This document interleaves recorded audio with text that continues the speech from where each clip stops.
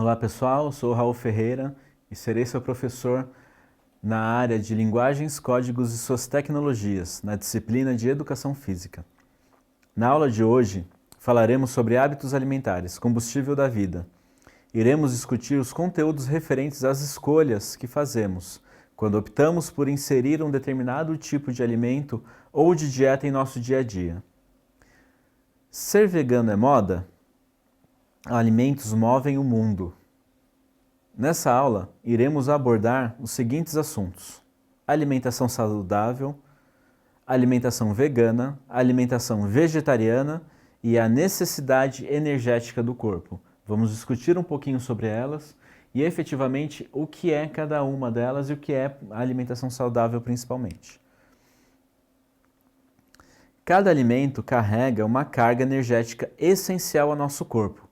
Independente de qual seja essa carga, todos são essenciais para compor nossa alimentação diária. Ou seja, eu preciso de carboidrato, eu preciso de açúcar, eu preciso de gordura, eu preciso de proteína.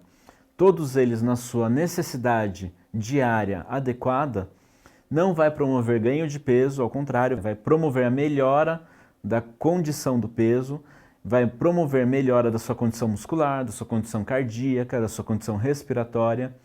E todas essas escolhas fazem diferença quando a gente coloca no prato e quando nós nos alimentamos. Nós precisamos escolher melhor o que nós comemos. Cada alimento, eles têm a sua função e a sua necessidade. Por exemplo, o nosso cérebro, ele funciona a partir de carboidrato. Ou seja, eu preciso ter carboidrato disponível para ele produzir as informações e ele processar as informações.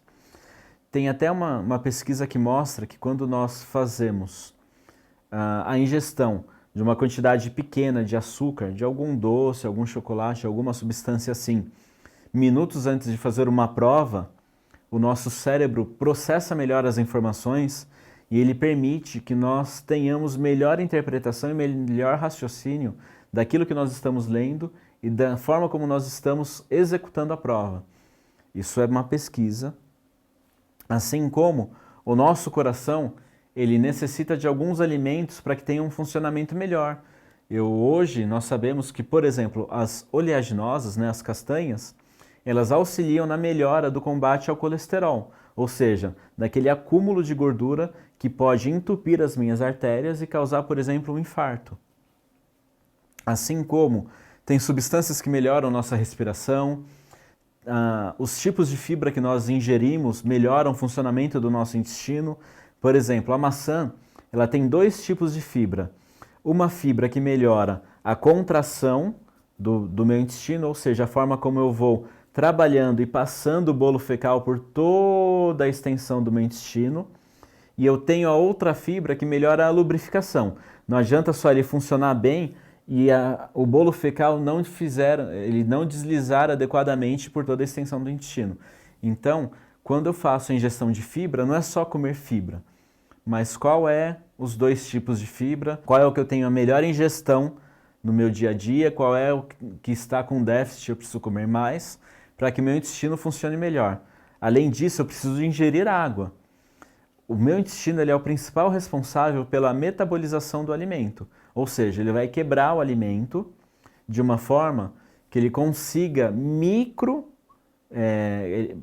uma condição muito pequena do alimento. Ou seja, quando eu como um bife, eu mastigo ele vai para o meu estômago, os ácidos do meu estômago começam a digerir esse bife, ele vai para o meu intestino e ali ele vai virar pedacinhos muito minúsculos que são capazes de entrar na minha corrente sanguínea e sair por pequenos espacinhos que eu tenho nas minhas artérias. E é isso que vai nutrir os meus tecidos. Ou seja, quando o meu rim receber uma quantidade de proteína, ele não vai receber a proteína, ele vai receber o aminoácido, que é essa substância microscópica que é capaz de, junto com outros 20 aminoácidos, formar uma proteína.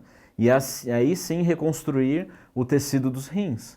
Então, quando eu faço a minha alimentação, eu mastigo, ele é quebrado no estômago, ele termina de ser digerido no intestino e ele entra na corrente sanguínea. O meu sangue passa pelo meu fígado faz essa limpeza e aí ele vai para o coração manda para o pulmão manda para o coração de novo e o coração distribui para o resto do corpo. Então é todo um processo. A minha alimentação ela passa por vários processos até que o meu músculo, por exemplo, da mão, receba uma proteína, um carboidrato ou uma quantidade de gordura, né, que vem em forma de lipídios, enfim. Esse é um longo processo que vai produzir o movimento e vai recuperar o meu músculo, que são as proteínas, né? As proteínas são os principais reconstrutores de músculo, assim como a minha reserva de energia, que é através de glicogênio, que já é o carboidrato quebrado, vai para o músculo ou fica retido no fígado. E quando eu tenho a necessidade, eu uso o primeiro que está no músculo e depois, quando acabo do músculo, o fígado começa a liberar na corrente sanguínea mais para que eu continue tendo energia. Então, quando eu escolho os alimentos, cada órgão tem a necessidade de um determinado tipo de alimento mais do que o outro. Quando eu penso em alimentação vegana, eu tenho que lembrar que a alimentação vegana é composta por alimentos que não têm origem animal. O maior obstáculo é que eu consiga ter a minha necessidade de proteína, principalmente, diária, sem consumir muito carboidrato, ou seja, sem colocar uma quantidade grande de carboidrato no meu organismo. O que é que tem mais proteína hoje na alimentação vegana? São as leguminosas. Feijão, lentilha, grão de bico, são esses alimentos que promovem, né, que permitem que a gente tenha mais proteína, mas eles são ricos em carboidrato. Então, tem preparos para esses alimentos que permitem que a gente possa potencializar a quantidade de proteína neles. Outras questões relacionadas com a condição vegana é que, por exemplo, pessoas que têm alimentação vegana, uma parte delas sofrem com anemia, ou seja, ela tem baixa quantidade de ferro no organismo. Normalmente, elas precisam suplementar a necessidade delas de ferro através de complementos alimentares, de complementos do composto do B6, enfim. Tem uma série de condições que ela precisa equilibrar na alimentação dela e às vezes há necessidade sim de tomar algumas substâncias para poder equilibrar essa condição. Outra questão é que a pessoa vegana, ela não utiliza nada que tenha origem animal. Então ela não utiliza roupa que tem origem animal, ela não utiliza alguns alimentos que tenham origem animal, como o mel, por exemplo. Elas não consomem mel em hipótese alguma, não consomem ovos nem leites, e elas extinguem totalmente a origem animal da alimentação. Já a alimentação vegetariana, ela tem pequenas diferenças com a alimentação vegana, porque ela tem algumas restrições ali que ela não segue. Por exemplo, a pessoa que é vegetariana tem uma condição do vegetariano que é o ovo-lacto-vegetariano, ou seja, ele consome ovos, leites e seus derivados, assim como ele também consome mel. Ele não consome carnes, ele não consome a proteína diretamente vindo da vida do animal, ou seja, não precisa acabar com a vida do animal para promover a produção daquela proteína. E elas acabam tendo a utilização dessas substâncias. Alguns até utilizam a proteína da soja, mas como há a questão da soja ter muita alteração química mesmo, né? Alteração feita em laboratório para que o grão seja mais forte, para que o grão não sofra com determinados tipos de praga, para que ele possa ser produzido em qualquer tipo de terreno ou em qualquer tipo de clima, enfim. As pessoas acabam deixando de consumir esse tipo de alimento, e a soja também tem algumas substâncias que estão relacionadas diretamente com a condição hormonal da mulher. Ela pode tanto acelerar o processo, por exemplo, da primeira menarca da mulher, como inibir a produção de hormônios e levar a mulher à menopausa. Então tem uma série de fatores aí que a alimentação com soja também interfere para as pessoas que optam tanto pela linha de alimentação vegana ou vegetariana. Quando nós pensamos na nossa alimentação, nós temos como base a pirâmide alimentar. Ela divide a nossa alimentação por faixas. qual que é o alimento que a gente precisa consumir em maior quantidade. Então nós temos na base todo o carboidrato ali, nós temos as farinhas, nós temos os cereais, temos os tubérculos, né, que são as batatas, mandioca, batata baroa, são esses alimentos que a maior parte deles nascem embaixo da terra. Até a engenharia da alimentação diz que nosso prato precisa ser dividido entre alimentos que nascem embaixo da terra e alimentos que estão acima da terra. Na segunda linha nós temos o grupo 2, que aí são as hortaliças, os legumes, né, as frutas, que já são o grupo 3. Nós temos na terceira linha o grupo 4, que são os derivados de leite e ovos, o grupo 5, que são as carnes, e o grupo 6, que são as leguminosas, que são os feijões, lentilha, grão de bico, enfim. E lá no topo da pirâmide, nós temos o grupo 7, que são as gorduras, e o grupo 8, que são os açúcares. Todas essas substâncias, elas são necessárias na nossa alimentação. Porém, nós temos a porcentagem de como é dividida essas condições na nossa alimentação. Então, o carboidrato, ele compõe de 50% a 60% da nossa necessidade diária. Ou seja, eu preciso ter carboidrato, se eu faço 5 refeições no dia, eu tenho que ter carboidrato em todas as refeições do dia. A proteína, de 15% a 20%. Para atletas, né, atletas de fisiculturismo, de levantamento de peso, para praticantes assíduos de musculação, é até feito um cálculo da quantidade de proteína para cada peso do corpo, que é em torno de 2 gramas de proteína para quilo do corpo. Quando eu falo de quantidade de gramas de proteína, por exemplo, um bife de 100 gramas, ele tem 25 gramas de proteína. O resto é gordura, fibra, carboidrato, que está em forma de glicogênio, né, de micropartículas de carboidrato, enfim. Então, se eu penso num atleta de 70 quilos, que precisa de 2 gramas de proteína, eu estou falando aí de mais de meio quilo de carne por dia na alimentação desse atleta. E aí sim há necessidade de um suplemento alimentar, por conta de ingestão, de tempo que demora para digerir as proteínas, enfim. Já os lipídios, ou seja, as gorduras, de 25% a 30% da nossa alimentação, uma quantidade muito grande. Quase tudo que nós comemos tem gordura, o que é ideal, que você procure alimentos que tenham uma gordura de maior qualidade. Então, sabemos hoje que a gema do ovo, ao contrário do que era discutido alguns anos atrás, ela é extremamente saudável, ela tem uma gordura do bem. Assim como as oleaginosas, né, castanhas, amendoim, todas elas têm também uma gordura do bem, uma gordura que auxilia inclusive no combate ao colesterol. E as fibras, que para qualquer indivíduo está em torno de 20 a 35 gramas. Essa quantidade de fibra é uma quantidade bastante grande.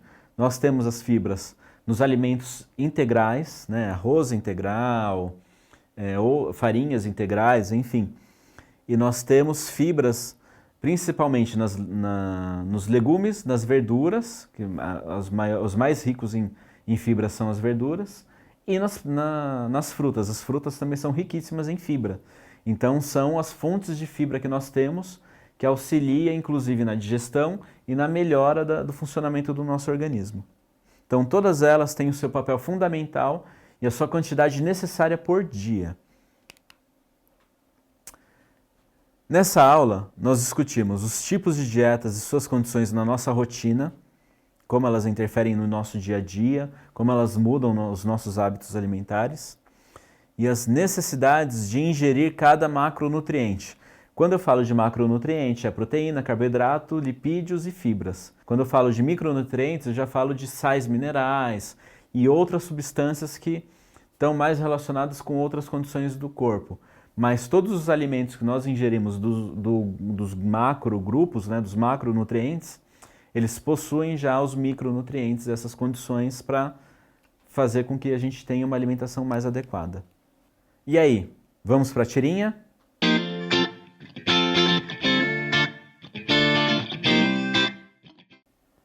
Você ouviu, né, Cascão? Tô anotando. Comida colorida e equilibrada para deixar a gente bem forte. Quantas vezes você já ouviu que o melhor prato é o prato colorido? Se a gente for analisar esta fala, ela é equivocada, porque um prato de confeito de chocolate é colorido. Um pacote de bala de goma é colorida. Quando eu falo de prato colorido, é que eu tenha uma variedade de alimentos, que eu tenha uma variedade de alimentos que são legumes, verduras, que eu tenha ali uma proteína de qualidade, que eu tenha uma leguminosa de qualidade, que eu tenha sim um carboidrato, de preferência um carboidrato de absorção lenta, né? Como a batata doce, os alimentos integrais, né? Como arroz integral, enfim. Esses alimentos, à base de carboidrato, eles levam mais tempo para serem digeridos e o nosso corpo absorve melhor sem reter quantidade, sem ter volume, com mais qualidade. Então, quando eu penso em prato colorido, eu estou falando de um prato que seja rico em verduras, em legumes, que a gente tem ali, ao invés do docinho no pós-refeição, eu tenho uma fruta, que eu melhore essa condição do meu prato e de forma mais rica em fibras e em outros nutrientes. Não inicie uma dieta, faça boas escolhas. Melhore seu estilo de vida comendo alimentos que preparou, praticando exercícios que você se sinta bem. Essa é uma frase que eu utilizo muito no meu dia a dia de trabalho, exatamente por isso. As dietas, elas causam restrições, elas causam condições emocionais em cima dessas dietas, que normalmente nós não estamos preparados para aquela rotina. Então a gente passa a ficar de mau humor, fica muito irritado, acaba tendo alterações de pele, alterações intestinais, alterações no nosso sistema digestivo, a condição do fígado fica diferente, enfim. Dietas que cortam totalmente o carboidrato, elas estão relacionadas diretamente com esteatose hepática, que é o acúmulo de gordura no fígado. Elas alteram a condição dos rins, porque nosso corpo passa a produzir mais amônia, né, no processo de digestão, e essa amônia é acumulada nos rins e pode influenciar no funcionamento dos rins, levando até a falência dos rins. Então, quando a gente fala de dieta, ela precisa ser equilibrada, ela precisa ter toda a nossa necessidade de cada nutriente, mas de forma balanceada. Eu preciso comer uma quantidade que eu seja capaz de queimar mais para perder peso. E não cortar totalmente o nutriente achando que aquilo vai ter resultado. Não. Ele vai ter um resultado de imediato visualmente, mas fisicamente ele não vai alterar nada na sua condição. Ao contrário, vai até te levar a desenvolver doenças que você não tinha. Então a gente precisa fazer melhores escolhas, melhorar a nossa condição de atividade física e ser feliz fazendo aquela alimentação, ser feliz fazendo aquela rotina de atividade física. Eu vou deixar para vocês alguns links para que vocês possam consultar e vocês possam entender um pouquinho mais daquilo que a gente discutiu nessa aula. Obrigado e até breve.